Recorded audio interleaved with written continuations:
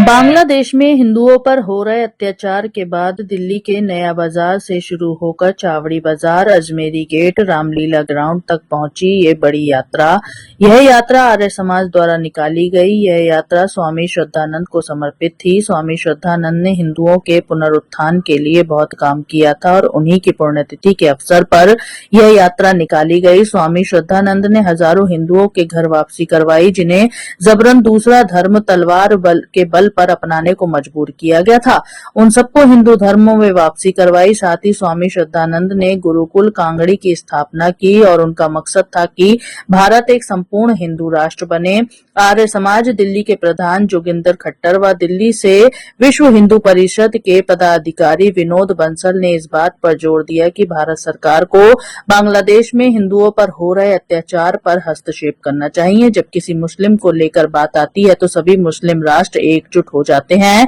इसी तरह क्रिश्चियन पर भी सभी क्रिश्चियन धर्म मानने वाले राष्ट्र एक होकर आवाज उठाते हैं। लेकिन बांग्लादेश में हिंदुओं पर हो रहे अत्याचार में पूरा संसार चुप है। ऐसे में कम से कम भारत को तो खुलकर उनकी रक्षा में आना चाहिए।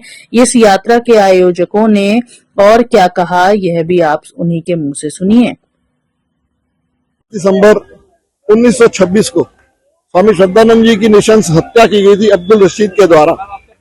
उनकी ही शव यात्रा जब 25 दिसंबर 1926 को जिस मार्ग से निकाली गई थी और यमुना तट पर उनका अंतिम संस्कार किया गया था, उसी मार्ग से हम लोग प्रतिवर्ष, आज 99 वर्ष हो गए हमें उस जगह से, उस मार्ग से शोभा यात्रा निकालते हुए।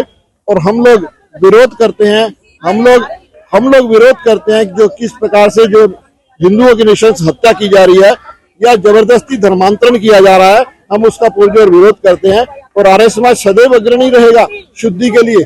हम लोग कहेंगे कि जबरदस्ती धर्मांतरण न होकर के जो भाई हमारे विचलित हो गए हैं, जो भाई हमारे दूसरे धर्म में चले गए हैं, उनको आमंत्रित करते हैं कि हमारे धर्म में, हिंदू धर्म में वापसी आए, क्योंकि यही तो काम स्वामी श्रद्धानंद ने किया था। अब बांग्लादेश में जो कुछ हो रहा है वो लगातार चूंकि परसिस्टेंट अटैक्स हैं, उन अटैक्स को रोकने के लिए अभी मुझे लगता है एक ही समाधान है, अभी यूएन पीस कीपिंग फोर्स का तैनात करना चाहिए वहां पर। यूनाइटेड नेशन जो चुप्पी साधे हुए अभी, उसको आगे आना पड़ेगा। यूएनएचआरसी जैसी संस्थाओं को भी अपनी भूमिका निभानी पड़ेगी। आप देखिए जिस प्रकार से इस्लामिक जिहादी संस्थाएं बात बात पर गाजा पर बाजा बजाती हैं, लेकिन बांग्लादेश में चुप हो जाती हैं। ऐसा क्यों? मैं उनसे पूछना चाहता हूँ, आखिरकार वो क्यों नहीं बताती कि इस्लाम क्या यही आपका इस्लाम है क्या? ये इस्लाम की सही व्याख्या कौन बताएगा आखिरकार?